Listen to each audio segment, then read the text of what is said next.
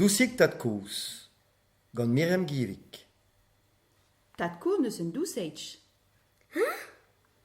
Neke Mathilda evit kredi ar pez a gant mamik dei e pain me main dortol e tebrikouan. Ken souet eo ur plac'hek ma losk izan barat da gwehen barzi bolenat zouben splouch. Takenou zouben e pe plec'h war an dol war e stammen e barzi bleo hir a rodelek. Ta koz en eus un doucit. Ne heltche bout, ma meid. A valbout Mathilda, Purek ta? a rolen mamik en ur dorchi en dol. Mes, un tad ur kour me de chet a zousidjet? Ah, nan? Nan. A lar Mathilda pennek. Un tad ur kour me de chet a zousidjet. A petra o deus neus un?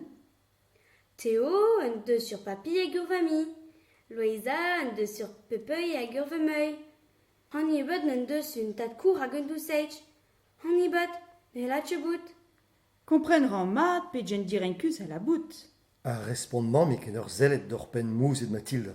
Mais mossema, a traozo maretou ma santagne de he, penelam chedo change.